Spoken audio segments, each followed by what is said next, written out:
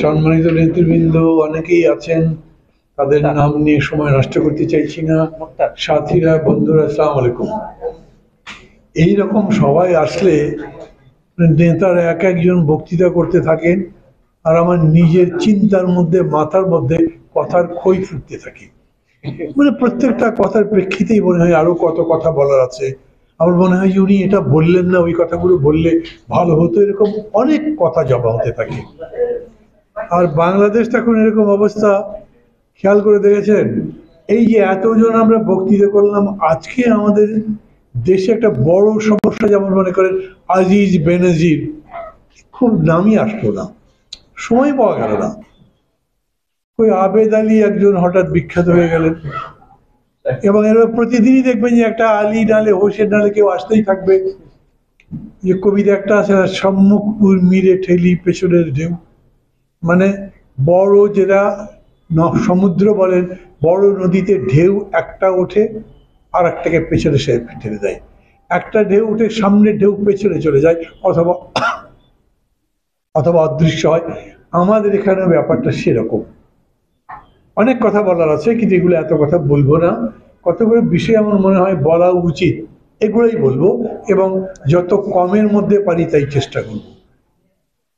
প্রথম কথা হচ্ছে যে আমি এই অনুষ্ঠানের ব্যানারটার খুব প্রশংসা করছি। এখন আমি জানি না যখন তারা শুরু করেছিলেন তখন কারা কি বলে সমালোচনা করেছিলেন, কিন্তু এখন দেশ বাঁচাও মানুষ বাঁচাও খুবই একটা অ্যাপ্রোপ্রিয়েট স্লোগান।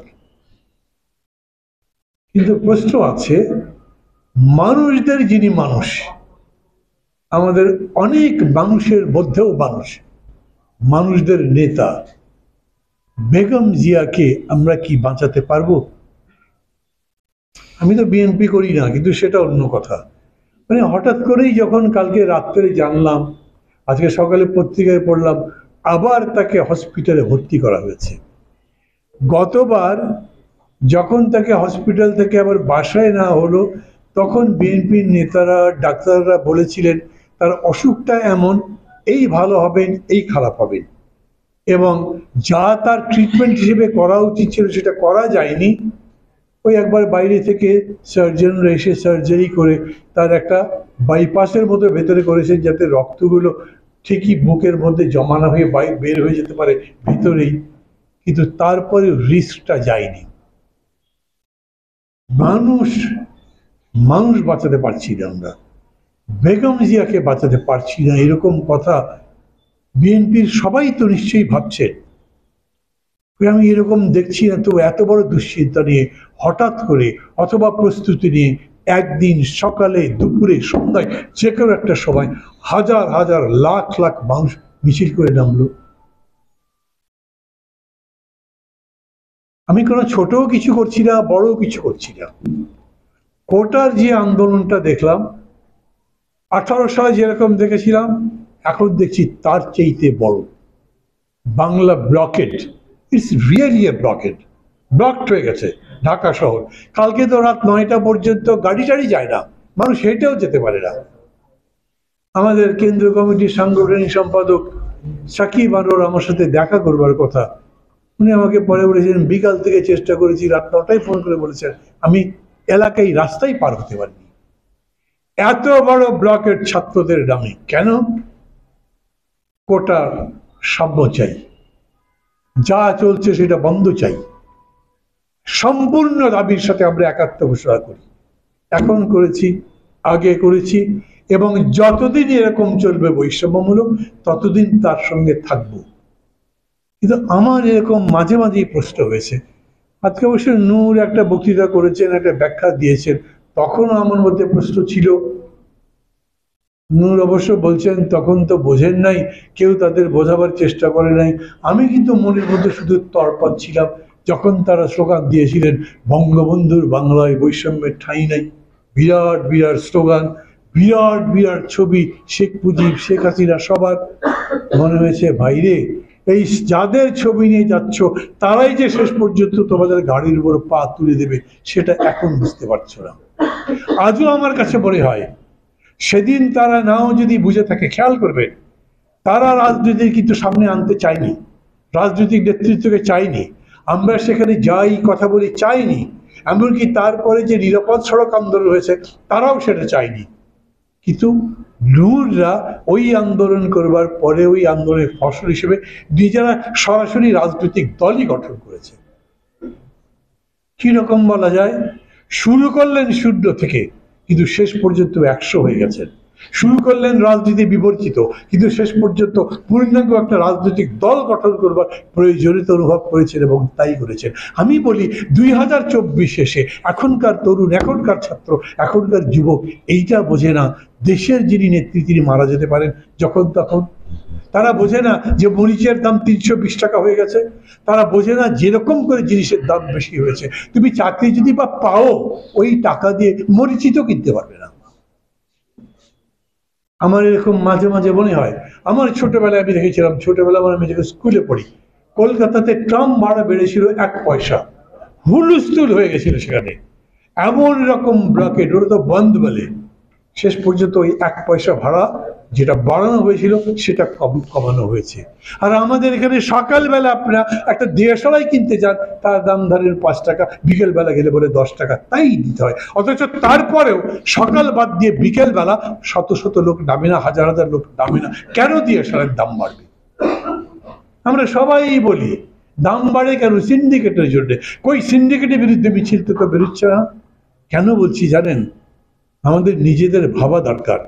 এইটাই তো সেই তারুণ্য যে এই দেশের স্বাধীনতার পতাকা তুলেছিল, পাকিস্তানি সেনাদের সঙ্গিনের সামনে রক্তের নদী বয়ে গেছে, সেই পতাকা কেউ নামাতে পারেনি। সেই ইতিহাস কে রচনা করেছে? এই দেশের ছাত্র, এই দেশের যুবক, এই দেশের তারুণ্য। অথচ সেই যুবক, সেই তারুণ্য, সেই ছাত্র এখনো আছে, রাজপথে আছে, অথচ সবচেয়ে ন্যায্য লড়াই, মুক্তির লড়াইটা গড়ে উঠছে না। ভাবেন, অনেক কথা আছে, ওই যে বলি পেটের মধ্যে গুড়গুড় করতে থাকে, কিন্তু শেষ পর্যন্ত জিহ্বায় আনা যায় না। আর আমি যে কথা মনের মধ্যে আছে সেই কথা যদি বলি, তাহলে হঠাৎ করে সুব্রতদা মনে করবেন আমাকে আঘাত করলেন কেন? আমাকে আঘাত করে কথা বলে কি আপনার ঠিক?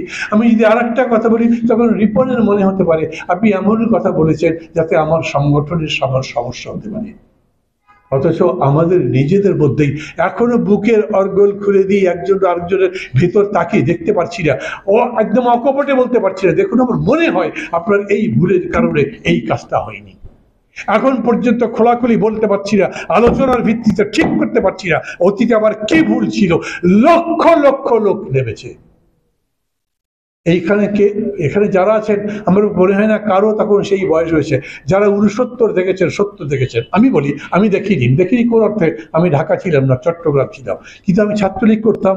যেই সংগঠন এই আন্দোলনগুলোতে নেতৃত্ব দিয়েছিল আমি সেই সংগঠন করেছি, ছাত্রলীগ করেছি, পরবর্তীকালে আমি একসময় আওয়ামী লীগও করেছি। আমি জানি 69 যে মহান গণঅভ্যুত্থান আমরা বলি, সেই গণঅভ্যুত্থানে 20 জানুয়ারি আসাদ যখন মারা গেছে তখনও হাজার হাজার লোক নামেনি। 24 তারিখে যেটাকে আমরা গণঅভ্যুত্থান দিবস বলছি, সেই একটা দিন সয়লা হয়ে গেছে ঢাকায়।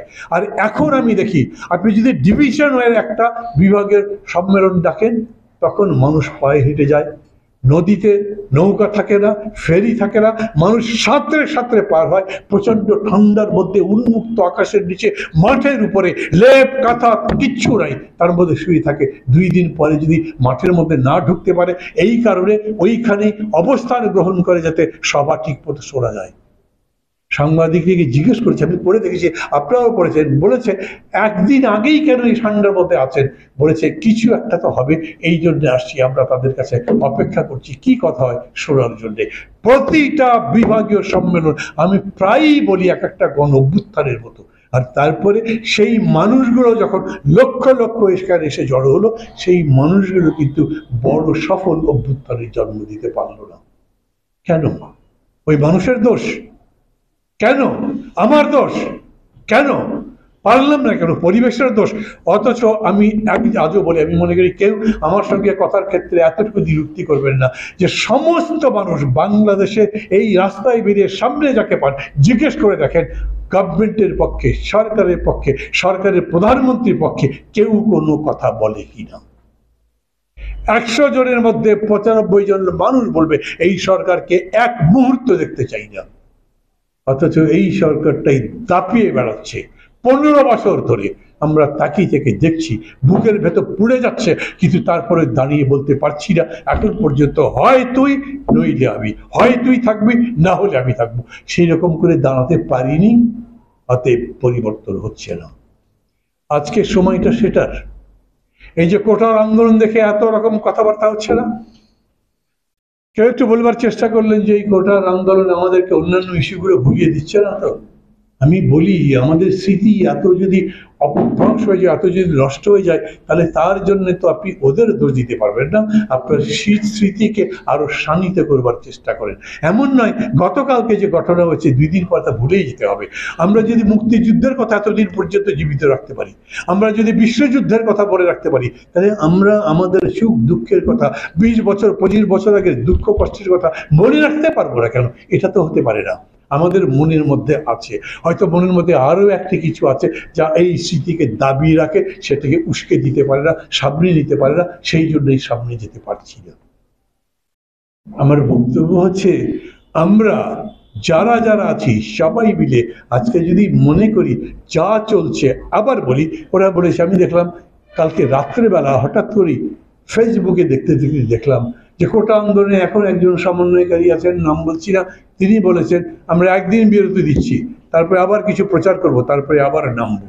আর ওইদিকে সরকার পক্ষ বলেছেন আমরা তো নিজেরা কিছু করিনি, আদালত করেছে, অতএব আদালতের কাজ আদালত সমাধা করবে, সুপ্রিম কোর্টের কাছে অ্যাপিল করবে সরকার।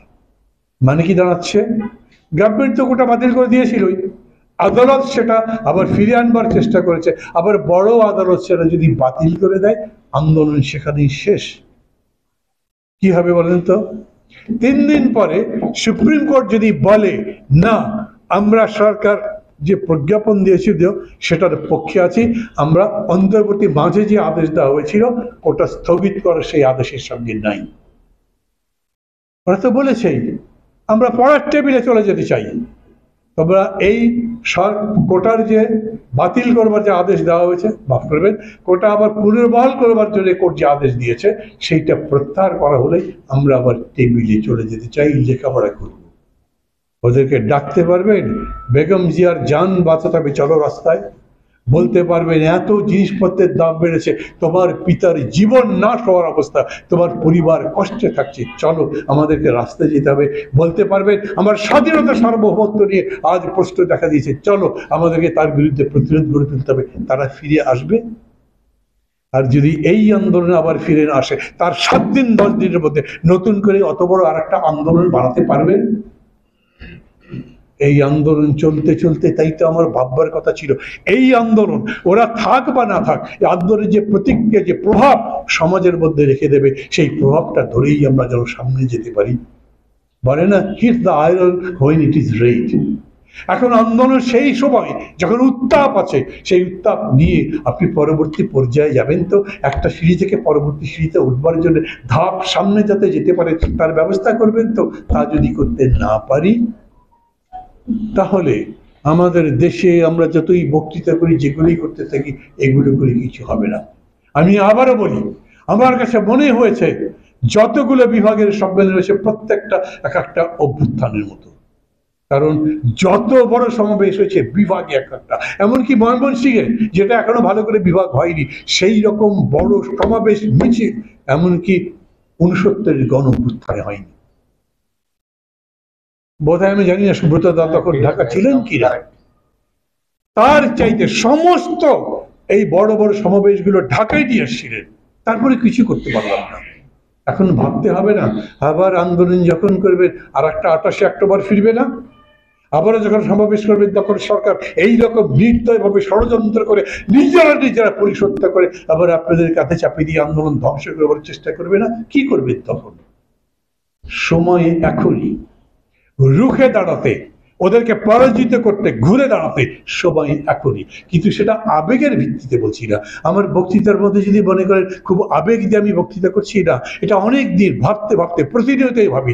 রাজনীতি তো আমাদের কাজ, সেই রাজনীতির কথা ভাবতে ভাবতে যেটা বোধে আসে, যেটা বিবেচনায় আসে, যেটা মনে হয় এটাই করা ঠিক ছিল, সেই কথাগুলোই আপনাদের কাছে বলছি। এটা আবেগের ফসল নয়।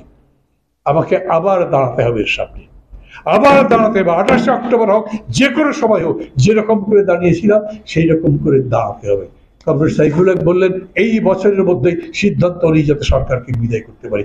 যদি তা হয় তাহলে সবাই মিলে কথা বলে। সুব্রতকে দেখতে পারেন না, ঠিক আছে, উনি ওনার জায়গায় থাকুক।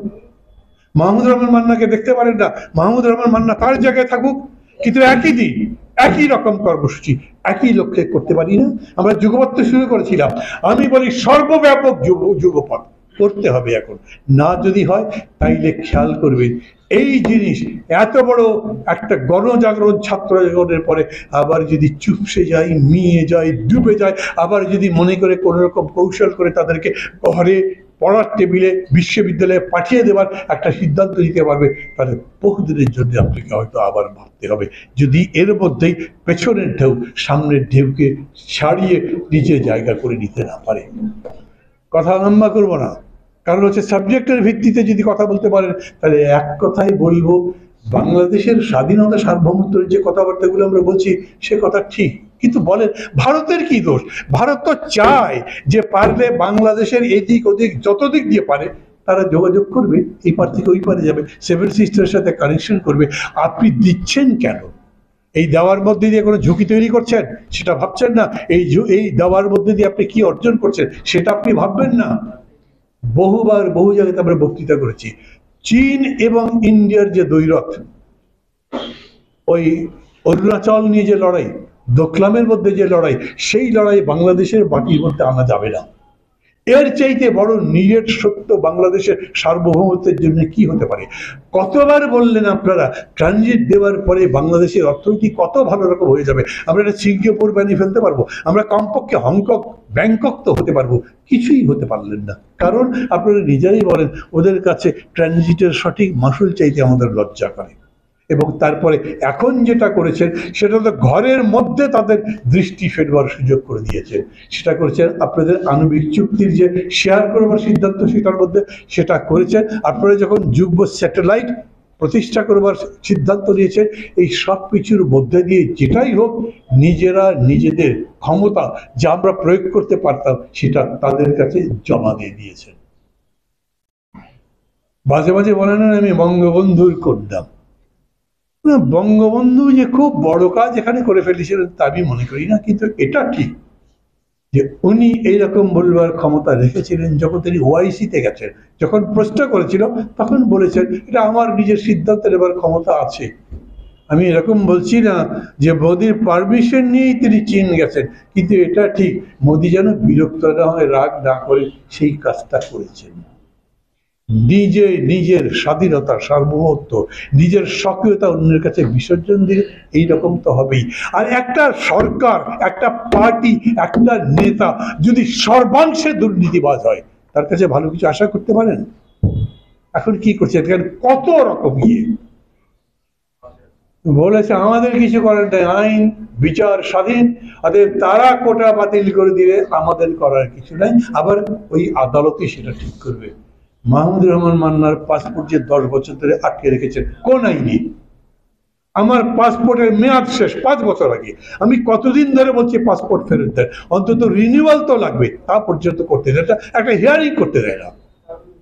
আর তারপরে বলে আমাদের আদালত স্বাধীন। আমাদের আদালত কতখানি স্বাধীন সেটা আমরা অতীতে দেখি নাই। সমস্ত ক্ষেত্রে তারা এইরকম দুর্নীতি মানে কি নীতিহীনতার চাষ করছে। কোন এক দারোয়ান, কোন এক ড্রাইভার লক্ষ কোটি টাকার মালিক হচ্ছে, তখন প্রধানমন্ত্রী আনন্দের হাসি সে বলছে আমাদের অর্থনীতি কত অগ্রগতি করেছে, দেখেছো তো, গরিব মানুষ বড়লোক হচ্ছে। আরে লক্ষ কোটি গরিব আরো গরিব হয়েছে, একটা গরিবকে বড়লোক বানিয়ে ওই যে বলে না সারা অঙ্গের মধ্যে যদি শুকিয়ে যায় সমস্ত চুরি, কেবল মুখের মধ্যে পাউডার মাখিয়ে এটাকে খুব চকচকে করে রাখলেই কি আমাদের স্বাস্থ্য ভালো বলতে হবে?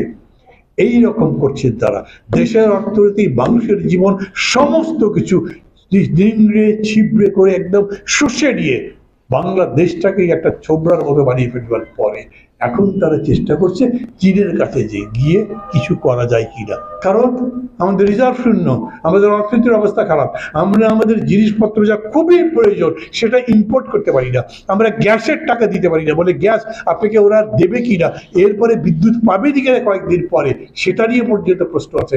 তখন মোদিকে এটাই তারা বুঝিয়েছে, ইন্ডিয়াকে বুঝিয়েছে তোমাদের সাথে আমাদের আত্মার সম্পর্ক, ওদের সাথে আর্থিক সম্পর্ক করতে দাও, এরকম বলেছে না তারা। কিন্তু এইবার দেখা যাচ্ছে পররাষ্ট্রমন্ত্রী নিজেই বলছেন না, আমরা যে আলোচনা করেছি সেই ডিসকাশন টেবিলে আমাদের এই বিষয়ে কোনো এজেন্ডা নাই, কেবল বিশ্ব মেমোরেন্ডাম। আমি বলি এই ধরনের বেশি চালাকিবাজি করবার কারণে এই সরকার এমন একটা বিপদ টেনে আনছে, নিজের অর্থনীতি রক্ষা করতে পারবে না, নিজের স্বাধীনতা সার্বভৌমত্বের ব্যাপারে সমস্ত ধরনের সারেন্ডার করবে, দেশের অর্থনীতির সংকট দূর হবে না, জিনিসের দাম কমবে না, বিনিয়োগ বাড়বে না, মানুষের চাকরি কিছু হবে না, এবং এই কারণে দেশের মধ্যে একটা হাহাকার তৈরি হবে। খেয়াল করবেন, আমি সবার জন্য বলছি, দুর্ভিক্ষ মানে বিপ্লব নয়, দুর্ভিক্ষ হলেই বিপ্লব হয় না, দুর্ভিক্ষের লক্ষণ দেখা দিলেই সেখানে একটা বিশাল গণ আন্দোলন হয় না। যদি রাজনৈতিক দল না থাকে যারা এইগুলো বুঝে জনগণকে আগে থেকে সজাগ করে পথে না নিতে পারে, তাইলে আপনি পারবেন না। ওরা সজাগ, ওরা আগেই বলছে। আমরা আগে যখন বলেছিলাম দেশটা শ্রীলঙ্কার দিকে চলে যাচ্ছে, তখন কত রকম গালাগালি করেছে আমাদের কাছে, আমাদের বিরুদ্ধে। আর এখন খোদ সরকারি দলের সাধারণ সম্পাদক, বিশাল নেতা, তিনি বলছেন অনেকেই ষড়যন্ত্র করে আমাদেরকে শ্রীলঙ্কা অর্থনীতির দিকে নিয়ে যেতে চায়। তারপরে তারা বুঝছে তারা সেই পরিস্থিতির দিকে যাচ্ছে। আমাদের প্রধানমন্ত্রী পর্যন্ত বলছেন ষড়যন্ত্র চলছে। এটাই সত্যি ভয়াবহ, ওই দানবের মতো একটা বিরাট মুখ নিয়ে অর্থনীতির সংকট আমাদেরকে গ্রাস করতে আসছে। সামগ্রিক এই সংকটের মুখে একসাথে দাঁড়াতে হবে, যেরকম করি হোক। আমি আবার বলি, সুব্রত তাকে পছন্দ হয় না, ভাই আপনি আপনার জায়গায় থাকেন, আমি আমার জায়গায় থাকি, কিন্তু আমরা আমার মতেই বলবো। আর যদি আমি সুব্রতদার হাত ধরে একসাথে দাঁড়াতে পারি সে তো ভালো, না যদি পারেন জোরাজোরি করছি না, কিন্তু এইটা আমি দেখছি সবাই মিলে করতে চাই। আমি এই জন্য ছোট বলেন বড় বলেন, বিশেষ করে বড় দলগুলোর প্রতি বেশি আহ্বান জানাচ্ছি, এখনই উদ্যোগ নিন। যারা মনে করছেন যে দল গুছিয়ে তারপরে আন্দোলন করব, তারা ভুল করেন। আন্দোলনের মধ্যে দিয়েই দল গোছানো হয়, দল দুর্বল অবস্থাতে হয়। আপনারা নিজেদের কথা মনে করেন 90 নির্বাচনের সময় আমি তো দেখেছি বিএনপির জাতীয় কমিটি খেয়াল করেছে অন্তত 50% ডিস্ট্রিক্ট কমিটি ছিল না, কিন্তু নির্বাচনে জিতেছিলেন, কারণ আন্দোলনের ফসল এসেছিল। আমাদেরকে এই সবগুলো বিষয় বিবেচনা করে আগামী দিনে যেতে হবে। দুঃখিত, কম কথা বলতে চাই না, কথা অনেক বলে ফেললাম। ভালো থাকবেন, খোদা হাফিজ।